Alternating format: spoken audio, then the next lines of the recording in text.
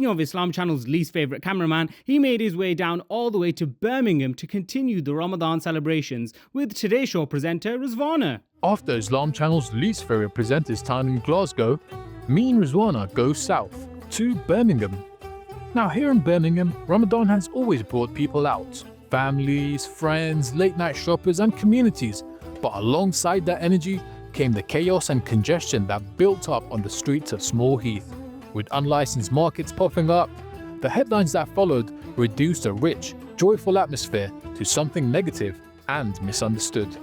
For Muhammad Ali, founder of Soul City Arts, that response could not go unanswered. Not through argument, not through anger, but through action.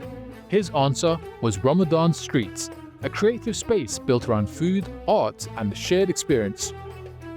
A space that proved people can come together peacefully, beautifully, and with purpose. Last year, it made its mark. This year, it's gone even further. In partnership with the Birmingham City Football Club Foundation and the Halal Food Festival, Ramadan Streets has grown into a larger, safer, and more ambitious event at the Blues Ground, giving families the chance to experience the spirit of Ramadan together without the pressures of congestion on Coventry Road. And perhaps, most remarkably of all, entry was just £1. I mean, plus a small booking fee, but still, come on guys, just £1? For the second year running, Ramadan Streets has done more than answer criticism. It has risen above it, an artistically curated experience that has made the community feel proud. Showing that when people are given space, trust, and a reason to gather, what follows is not chaos, but connection. This is Ramadan Streets, and Birmingham has embraced it. For the next instalment of Ramadan on the Road, cameraman Noor and I have decided to put on our big girl and big boy pants and leave the comfort of London and the M25 and head over all the way to Brummyland, aka Birmingham. But Noor, I'm really worried because I'm not sure they're going to understand my accent here, so I better speak proper English in it. Let's see what Birmingham has got to offer.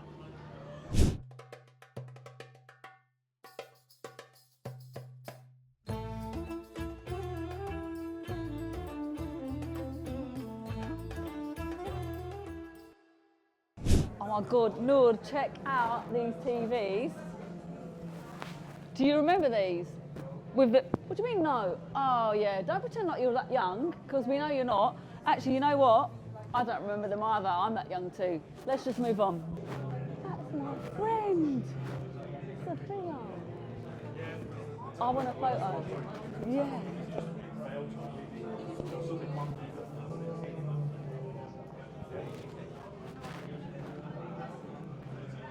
This is an absolutely amazing young woman, mashallah.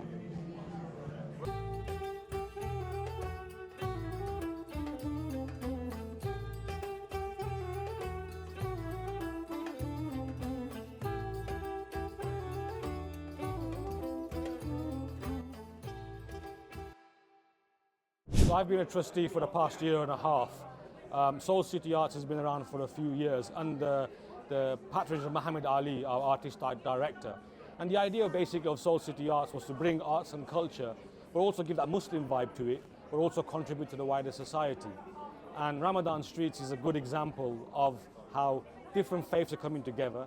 We're celebrating arts and the culture of the city, but more importantly, we're also celebrating the stories of the people who've made Birmingham, as you can see with the various images. Yeah. But then, of course, the food. It's Ramadan. People eat food. The main man is here. No, We got the main guy, Mr. Muhammad Ali.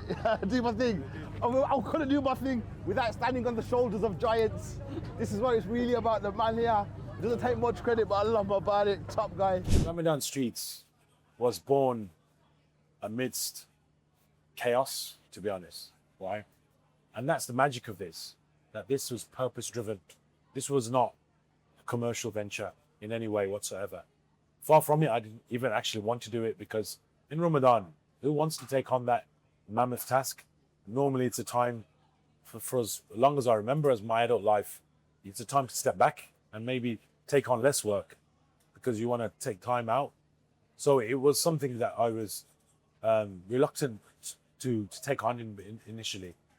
But I also saw the need to really grab the bull by the horns, really. Now, we couldn't let this episode go by without an honourable mention to late Councillor Wasim Zafar.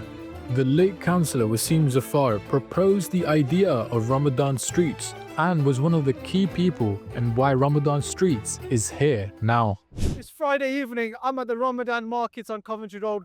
I've just had an incredible time with my family. It's absolutely incredible what Soul City Arts and all the partners have pulled together. A beautiful family atmosphere. We've got young and old, people of all faith and none, all coming together, enjoying some fantastic food, enjoying cultural activities, breaking fast together and enjoying the best of the Muslim community here in Birmingham. I want to pay a big tribute to Muhammad Ali and the Soul City Arts team.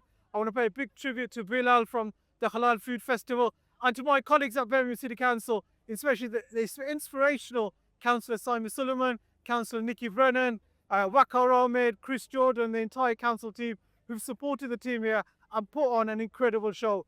This is the first year of Ramadan markets here in Birmingham, but I can promise you, inshallah, God willing, this will grow into something quite incredible that will match the German markets. And I'm only thinking about the jobs that this will create in years to come and how much this Ramadan markets phenomenon will contribute to the Birmingham economy moving forward. Well done to everybody. Thank you for all your hard work and onwards and upwards. Inna lillahi wa inna ilayhi raji'un. All those naysayers about no-go zones, about divisive rhetoric, about this and that, and about Birmingham, I think if you read the news, watch what people say, Birmingham gets a bad rap. And there are challenges, for sure. Having grown up in inner city Birmingham, there are a number of challenges and we are facing them. But what's really important and valuable about this project, it's between the Birmingham City Council, Soul City Arts, Birmingham City Football Club. It's the first time that we've held something of this nature. It shows that where there's a will, there's a way. We all come together and celebrate the diversity, celebrate our faith, celebrate Ramadan, open our doors, open our hearts, and open it to the whole community.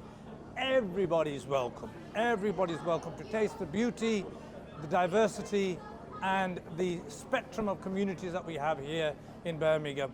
So it's a cosmopolitan city with people from all different backgrounds. We're in the heart of Small Heath, a predominantly Muslim community, and as you know from London, apparently Birmingham is a no-go zone.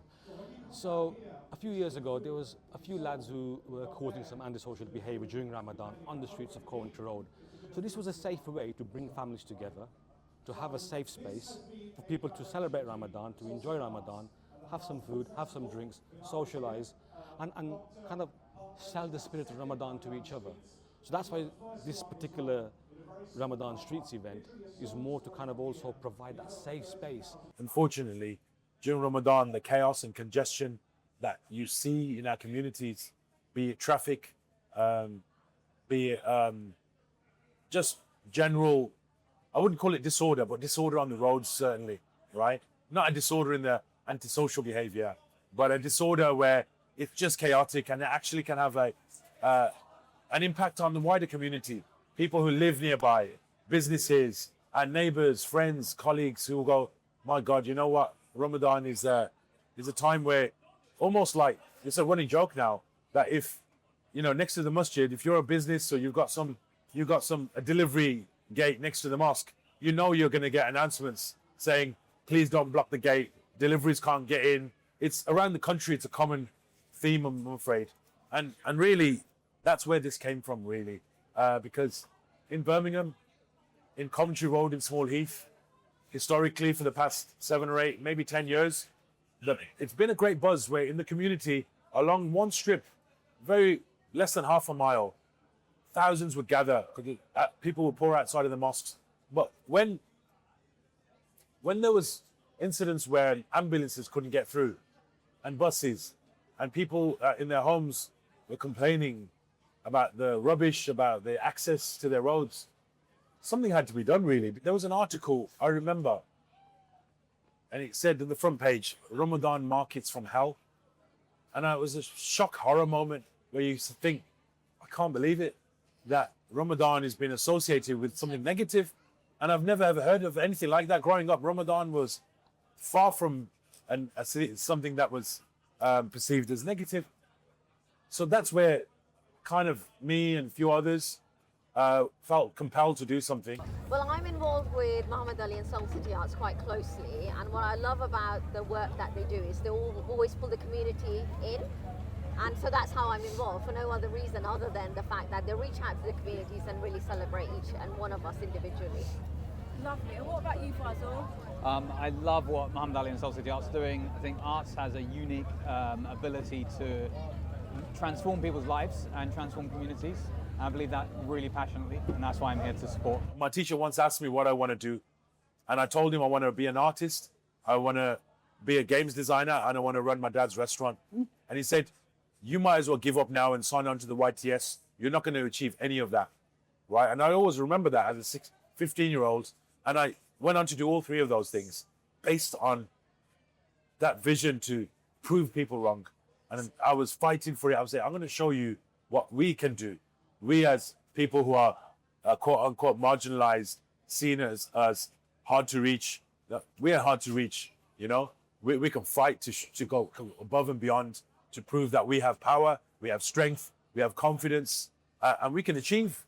It's not coming from a place of arrogance, I hope, but it's coming from a place of conviction and determination that our parents, a lot of our parents come from immigrant backgrounds, when they would say, we came to this country with only a few pounds in our pocket. It's celebrating that determination and perseverance and vision to say, I came from nothing and I can be something. But this year they've been really smart, and now it's ticketed, and so the queues have been really well managed, and it kind of seems like very well organized as well because of that. All of this work, as you can see, was curated by Muhammad Ali, the artistic director.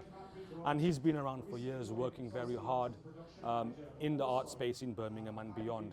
He not only does stuff in the UK, but yet South Africa, Australia, the USA. And the whole thing for him is basically try and bring communities together. But what this particular exhibition is showing some of the key people in the city, or some of the key people who've contributed, whether they're councillors, whether they're artists themselves, whether they're even people doing charity work. But there's small areas where some local artists are doing some artistic work, whether it's henna design or poster design. So it's a chance to kind of show art at its best, but more importantly is to show the Brummies and this city what Soul City Arts is about. I come from a family of restaurateurs, right? I grew up in the restaurant trade. In the age of 10, 11, I've been in hospitality, and it's part of my DNA in our community, you know. Hospitality, serving people. So it's part of who I am. And of course, as Muslims as well, we know the importance of food. You eat together and your hearts come together. So it's ingrained within us, food. Food more than just food for consumption, but food that there's a magic in food and how it connects you. Breaking bread together, right? But also as an artist as well, you know. Art is what kind of nourishes my soul, right? It's art that it's kind of gives me purpose as well, you know, be able to express myself. And it's only inevitable that most of my life, really, food and art have kind of been intertwined, because these are powerful ideas of how they kind of bring people together. I've always been someone very vision focused, mainly because I come from a background, very modest background, right? Where, you know, we weren't relatively, you know, well off or privileged in any way, you know, and we were brought up to appreciate what we had. And for that reason, I've always aimed high, you know. I always say go big or go home. And 100%. Even for our community, I always say if we're going to tell our stories of our community creatively, be it as through film or through events we do it brilliantly or don't bother. Don't do a disservice to a community, our communities that perhaps have for so long not had their voices expressed, that when we allow for these things to happen, go so big that people are like, what is going on here? So I've always strived to do things like go above and beyond, right? especially the times we live in. Mediocrity doesn't work anymore. There's no space for that. Excellence and brilliance is entwined within our faith to strive for things. You know, as an artist, you know, our favorite hadith is Allah is beautiful and He loves beauty. Yeah? So that should extend in our homes and the streets, in our community, in the beautiful things that we own and we wear and we make. You know, and every artist will quote that to you about Allah is beautiful and He loves beauty. So that's something I've always held dearly onto, that we should strive for brilliance, strive for excellence,